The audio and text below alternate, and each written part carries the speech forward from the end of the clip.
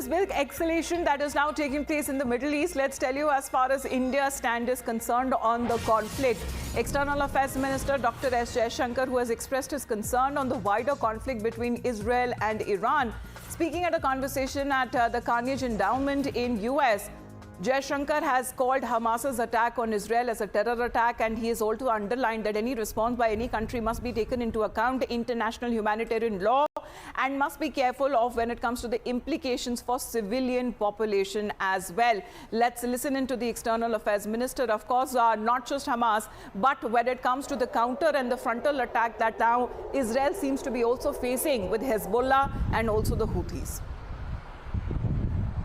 If one looks at the current situation, I think it would be right to start off with October 7th.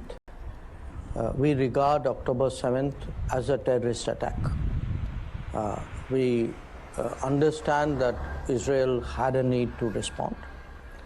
But we also believe that any response by any country has to take into account international humanitarian law, that it must be careful about any damage or any implications for civilian populations, and that given what has happened in Gaza, it is important to have some kind of international humanitarian effort out there.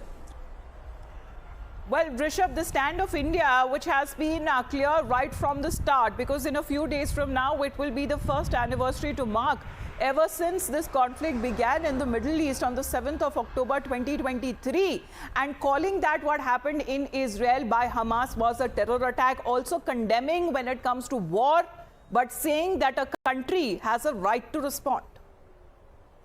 Well, definitely, Affairs Minister, while responding to the questions on the escalations in West Asia, very categorically said that everything begins with October 7th. October 7th was definitely a terror attack, and the thing that followed was right to defense for Israel.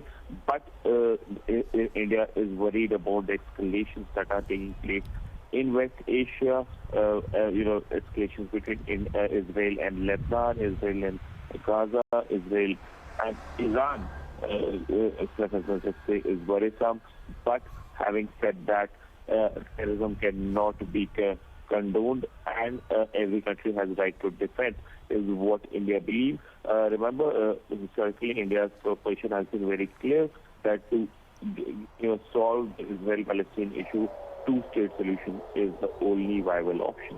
Absolutely, and we have seen with the recent conversation that Prime Minister Narendra Modi had with the Israeli Prime Minister just before the escalation and the wider conflict by Iran, saying that war is never the answer, and at all costs peace should be the one that should be attempted to be reached when it comes to the countries which are facing this conflict. Right after Iran launched missiles at Israel, India